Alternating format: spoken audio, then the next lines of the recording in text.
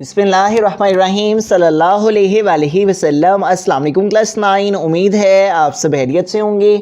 आज हम करेंगे यूनिट 2 की एक्सरसाइज 2.3 के क्वेश्चन नंबर 2 को। इससे कबल हम प्रीवियस वीडियो में एक्सरसाइज 2.3 के क्वेश्चन नंबर 1 को डिटेल से डिस्कस कर चुके हैं। इसका लिंक मैंने डिस्क्रिप्शन में दे दिया है, आप इस क्वेश्चन से रिलेटेड भी लेक्चर ले सकते हैं। एक्सरसाइज 2.3 के क्वेश्चन नंबर 2 की जानिब चलते हैं। क्वेश्चन नंबर 2 है tell whether the following statements are true or false. तो यहाँ पे हमारे पास स्टेटमेंट्स हैं और इनको हमने बताना है कि कौन सी करेक्ट हैं, दुरुस्त हैं, ट्रू हैं या कौन सी फॉल्स हैं। तो यहाँ पे हमारे पास जो फर्स्ट है यहाँ पे वैल्यू वो है 5 टू द एक्सपोनेंट 1/5। 5 के ऊपर जो एक्सपोनेंट है वो 1/5 है, जबकि इस तरफ हमारे पास जो 5 के ऊपर एक्सपोनेंट है वो हमारे पास रूट में है। तो जब यहाँ पे हमारे पास इस तरह स्क्वायर रूट हो और यहाँ पे कोई भी वैल्यू ना हो तो तब इसका मतलब होता है 1/2। ठीक है, जब यहाँ पे कुछ भी ना हो, ठीक है, कोई नंबर मौजूद ना हो तो तब इसका मतलब 1/2 होता है। अगर यहाँ पे 3 हो तो तब इसका मतलब 1/3 हो जाएगा। अगर यहाँ पे 4 हो तो इसका मतलब 1/4 हो जाएगा। ठीक है, लेकिन अगर यहाँ कुछ भी ना हो तो तब इसका मतलब स्क्वायर रूट का 1/2 होता है। इट मीन्स के 5 के ऊपर ये जो रेडिकल का सिंबल है इसका मतलब क्या है 1/2।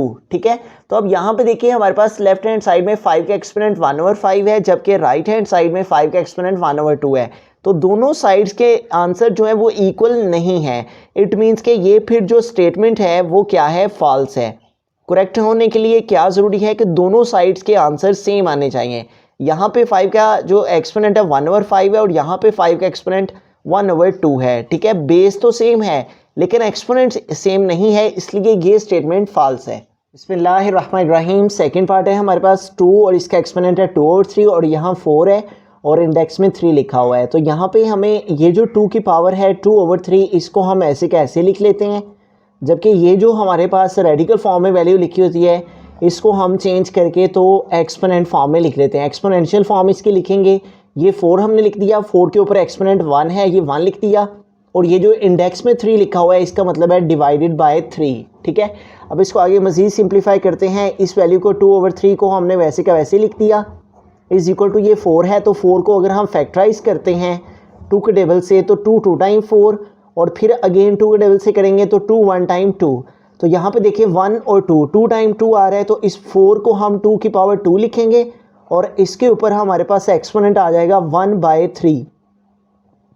अब इसको आगे मज़ीद सिंप्लीफाई करते हैं तो 2 के ऊपर एक्सपोनेंट आ गया 2/3 इज़ इक्वल टू, अब ये जो एक्सपोनेंट है 2 हमारा ये मल्टीप्लाई कर रहा है 1/3 से।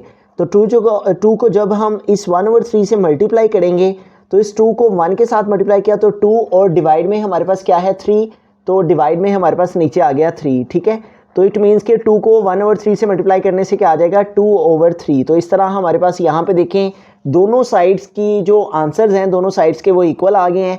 इधर भी बेस दोनों की 2 और 2 है और दोनों के एक्सपोनेंट 2/3 हैं, तो दोनों साइड्स आपस में इक्वल हैं। तो हैंस प्रूव्ड हुआ कि ये हमारे पास जो है वो ट्रू है स्टेटमेंट। ठीक है, तो हमने आंसर लिख दिया ट्रू। बिस्मिल्लाहिर्रहमानिर्रहीम। थर्ड पार्ट की जानिब चलते हैं। तो यहाँ पे हमारे पास स्क्वायर रूट 49 है और is equal to square root 7 है। तो हमें क्या करना है, यहाँ पे इसको सबसे पहले हम एक्सपोनेंशियल फॉर्म में लिख लेते हैं। रेडिकल फॉर्म से एक्सपोनेंशियल फॉर्म में लिखने के लिए यहाँ पे हमारे पास इसके ऊपर है स्क्वायर रूट। तो जैसा कि प्रीवियस क्वेश्चन में हमने देखा कि अगर हमारे पास यहाँ पे कुछ भी ना हो, कोई यहाँ पे इंडेक्स में नंबर ना हो तो इसका मतलब होता है 1/2। ठीक है, तो इट मीन्स के ये जो स्क्वायर रूट है इसका मतलब है 1/2 इज़ इक्वल टू, यहाँ पे भी 7 है और इसका भी मतलब है यहाँ पे हमारे पास स्क्वायर रूट है तो इसका मतलब है 1/2। अब हमें 49 की फैक्टराइजेशन कर लेनी है। ठीक है, प्राइम फैक्टराइजेशन करते हैं 7 के टेबल से। 7 टाइम 49 और 7 1 टाइम 7। तो यूँ हमारे पास 49 का क्या आ जाएगा 7 मल्टीप्लाई बाय 7, तो 7 मल्टीप्लाई 7 और इनके एक्सपोनेंट ऐड हो जाएंगे तो 7 स्क्वायर हो जाएगा। ठीक है, तो यूँ 49 के लिए हम यहाँ पे फिर क्या लिख देंगे 7 और इसके ऊपर स्क्वायर और इसके होल के ऊपर हमारे पास क्या है 1/2, तो यहाँ पे हम लिख देंगे 1/2 इज़ इक्वल टू 7 और इसका एक्सपोनेंट आ गया 1/2। अब यहाँ पे देखिए ये जो हमारे पास 2 है ये इस 1/2 के साथ मल्टीप्लाई कर रहा है 7 और ये 2 इस 1/2 से मल्टीप्लाई करेगा तो 2 × 1/2। ठीक है, ये 2 इस 1/2 से मल्टीप्लाई कर रहा है तो ये 2 इस 2 से कट हो जाएगा और रिमेनिंग 7 का एक्सपोनेंट 1 रह जाएगा, इज़ इक्वल टू यहाँ पे क्या है 7 टू द एक्सपोनेंट 1/2।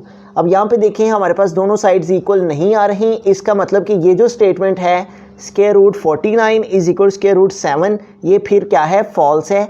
ट्रू आने के लिए दोनों साइड्स का इक्वल आना ज़रूरी था, ठीक है, तो दोनों साइड्स के आंसर्स इक्वल नहीं आए, लिहाजा ये स्टेटमेंट फॉल्स है। बिस्मिल्लाहिर्रहमानिर्रहीम, फोर्थ पार्ट है हमारे पास x टू द एक्सपोनेंट 27 है और यहाँ इंडेक्स में 3 है, is equal to x cube है।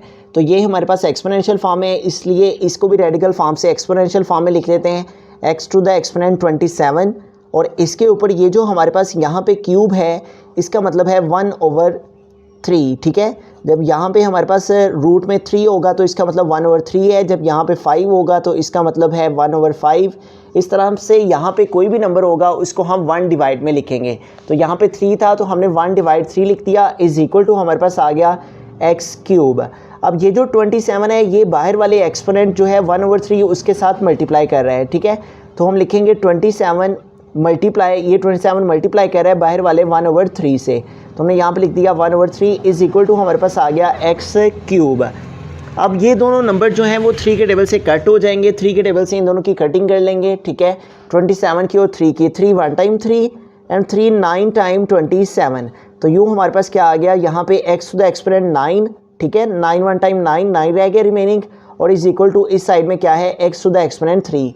अब यहाँ पे देखें हमारे पास एक साइड में x टू द एक्सपोनेंट 9 आ रहा है और एक साइड में x to the exponent cube आ रहा है, ठीक है, तो इसलिए दोनों साइड्स इक्वल नहीं आ रही, लिहाजा ये जो हमारे पास स्टेटमेंट है ये फिर क्या है फॉल्स है।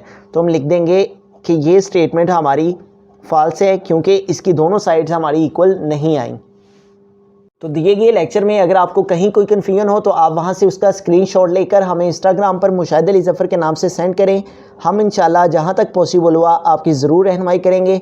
मज़ीद इस तरह के इन्फॉर्मेटिव लेक्चर्स के लिए आप इस चैनल को सब्सक्राइब कर सकते हैं। थैंक यू, अल्लाह हाफिज़।